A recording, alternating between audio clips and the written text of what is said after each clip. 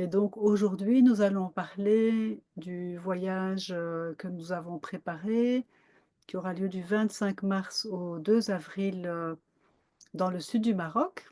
Destination d'abord l'aéroport à Ouarzazate, où nous sommes pris en charge par Nathalie, que voici, Nathalie Demarais, qui est l'organisatrice Oulinou avec son époux Ahmed.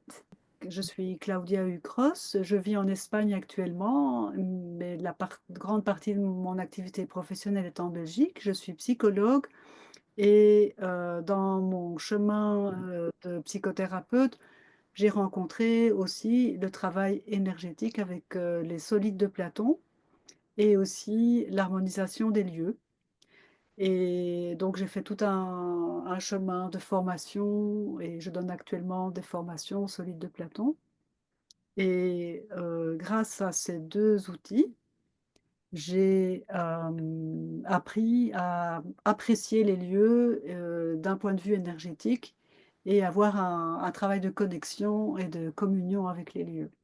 Ben voilà, moi je m'appelle Nathalie. J'ai une formation d'architecte, donc moi j'ai travaillé comme architecte pendant plus de 30 ans.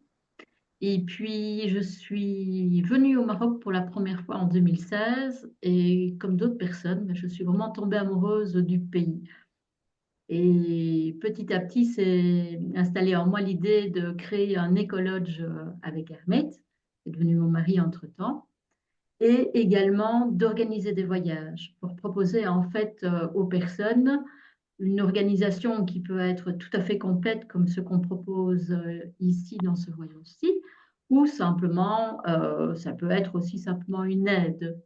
Donc on a deux activités, l'écologe d'une part dans la vallée du Dadès au sud-est du Maroc, près de Ouarzazate, et l'organisation de voyages. J'ai moi-même, bah oui, je suis assez intuitive, j'ai des connexions aussi par rapport à tout ce qui est le monde subtil et spirituel. Et donc, allier les voyages et la spiritualité est vraiment quelque chose qui me tient à cœur, très très fort. Voilà. Donc ici, on essaye d'allier les deux. On n'essaye pas, on va allier les deux pour vraiment proposer des très belles découvertes et des lieux méconnus. Voilà, moi j'ai rencontré Nathalie au Maroc lors de, on va dire, ma deuxième visite au Maroc. J'avais une fois été par ailleurs dans un autre cadre de stage que je co-animais près de Essaouira. Et ici, un ami m'a invité à un voyage en groupe chez Nathalie et Ahmed. Et c'est comme ça que finalement on a découvert que on avait des intérêts, des affinités communes dans le ressenti des lieux et le travail aussi avec les énergies et la géométrie et voilà, pour le développement personnel également.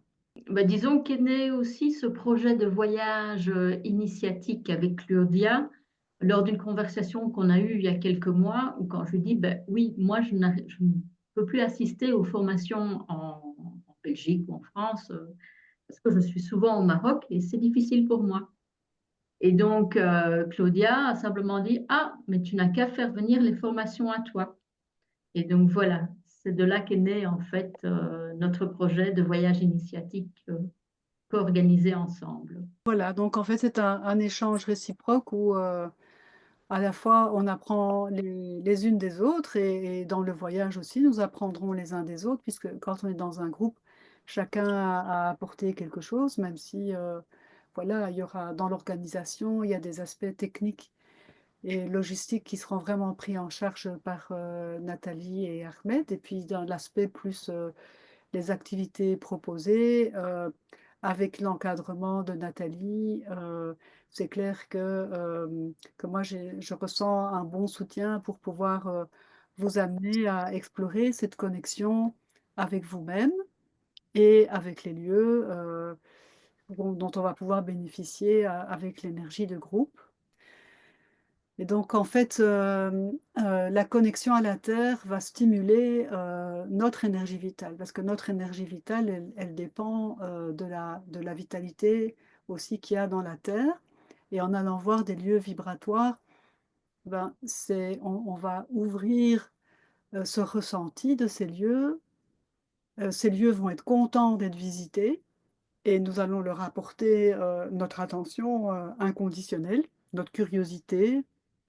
Et eux aussi, ils vont travailler avec nous et donc on va ressentir la qualité du lieu. Et C'est pourquoi participer à ce voyage? C'est également pour trouver en fait, une nouvelle direction en nous appuyant sur la puissance transformatrice, des lieux vibratoires que nous allons visiter. S'y connecter, sentir le lieu peut, nous amener, une nouvelle énergie également. Ce sont des lieux qui sont, qu'on n'a pas toujours l'habitude d'aller visiter et qui sont soit minérales, soit beaucoup plus, connectés à la terre, connectés, aux différents éléments également. Et souvent, les personnes vont dans le sud du Maroc pour aller visiter le désert, mais il y a aussi des lieux très intéressants dans les montagnes. Et dans l'occurrence, les lieux que nous allons visiter sont des lieux qui sont dans des montagnes jeunes, comme l'Atlas, et des vieilles montagnes, comme l'Anté-Atlas. Et c'est quand même assez particulier d'avoir si près l'un de l'autre deux chaînes de montagnes qui n'ont pas la même énergie et qui sont des lieux quand même, bon, sont décrits dans la présentation du programme, des lieux très inspirants au niveau de ce qui se passe, au niveau de, déjà physiquement, c'est assez époustouflant comme paysage, mais aussi leur signification symbolique et réelle aussi est importante. Et donc ces lieux peuvent nous ouvrir à d'autres dimensions de la vie en nous. J'ajouterais effectivement que l'anti-Atlas, donc les montagnes plus âgées, sont en fait, une chaîne, de montagnes volcaniques et donc la roche, le basalte qui sont là, dans lesquels on va aller, se promener, c'est là également qu'on va établir le bivouac, donc 2 nuits. Ça donne effectivement une énergie tout à fait particulière au lieu, avec un environnement très minéral là-bas et des paysages grandioses, quoi. C'est là où on va vivre plus dans l'espace également, dans un espace qui est vraiment assez vaste et dans lequel il y a souvent une lumière tout à fait particulière. C'est un, la proposition aussi, c'est de voyager autrement, avec des moments de connexion, de pratique, pour être plus auprès de son ressenti et donc favoriser l'ouverture de ce ressenti face à ces lieux et vous introduire à comment est-ce qu'on peut effectivement communiquer avec les lieux de la nature, donc les outils que nous on a pour communiquer, pour que vous puissiez les apprendre et éventuellement aussi les utiliser chez vous, là où vous êtes, mais aussi donc des outils, des pratiques qui vont vous permettre d'ouvrir plus votre conscience à ce ressenti, notamment des méditations ou des pratiques avec les solides de Platon, que certains connaissent ici. Donc les solides de Platon, ce sont des formes géométriques régulières. Il y en a 5 au total qui existent, qui sont comme ça, et on connaît leur association aux éléments par Platon. C'est pour ça qu'on les appelle les formes de Platon, ou les volumes de Platon, ou les solides de Platon. Il s'agit donc de formes géométriques comme le cube, le tétraèdre, ce sont toutes des formes très régulières. Mmh. Bah, Et disons grâce à ces pratiques, aux différentes pratiques, corporelles, spirituelles, qui sont mises en place tout au long du voyage, c'est vraiment proposé de vivre, une expérience, d'union profonde avec vous-même, à la terre et également aux forces qui la façonnent. De manière à vraiment, rentrer en communion, mais ce n'est pas uniquement donc on va travailler d'un côté, l'intériorité, en étant dans les méditations, dans des respirations, dans des espaces plus fermés et on va également, travailler dans des espaces, la je dirais, la vastitude quasi à certains endroits, quoi et donc on a là aussi, 2 polarités différentes qu'on va explorer ensemble. le lieu dans lequel on est accueilli, ben, moi j'y suis déjà allée 2 fois, Oui. c'est vraiment très magique. Mmh Nathalie, mh. elle a un sens de la décoration, elle a un sens de l'organisation aussi. C'est un lieu construit avec, Oui. comment dire, des méthodes ancestrales, enfin des méthodes traditionnelles Et bernoises.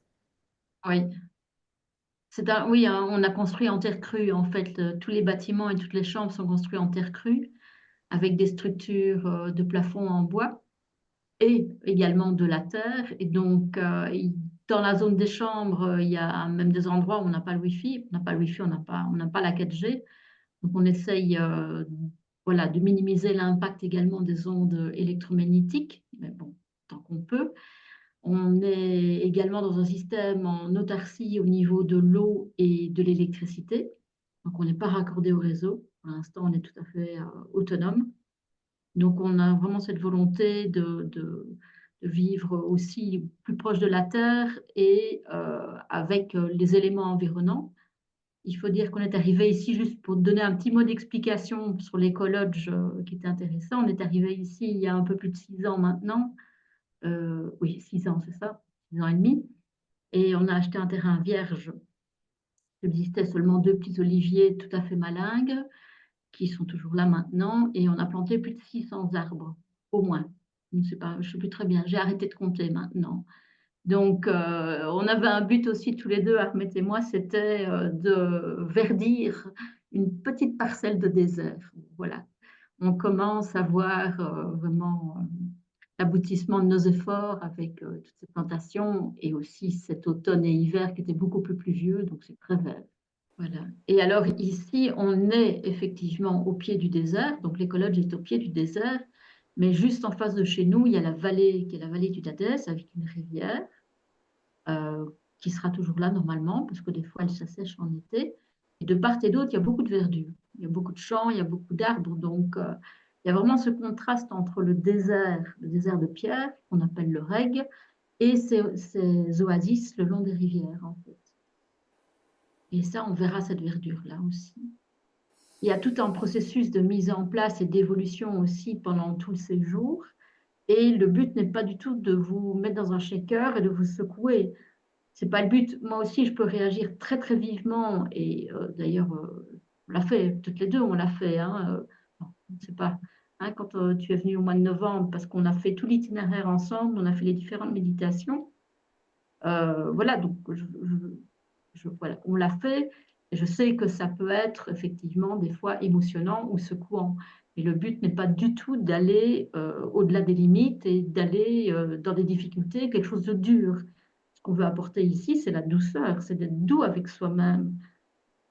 Oui, mais il faut aussi avoir confiance que dans le processus et en même temps, c'est vrai que trouver la limite entre écouter comment je gère, et comment j'exprime ce que je vis et en même temps avoir confiance dans le processus, hein. Parce que quand on est dans un chemin initiatique, on est porté par l'énergie et donc dans ce portage, il y a un minimum oui, de confiance qui doit pouvoir s'installer et de respect de part et d'autre, hein, bien sûr, Ouais, ouais. respect aussi vis-à-vis de toi ou d'autres participants, très important aussi, bien sûr.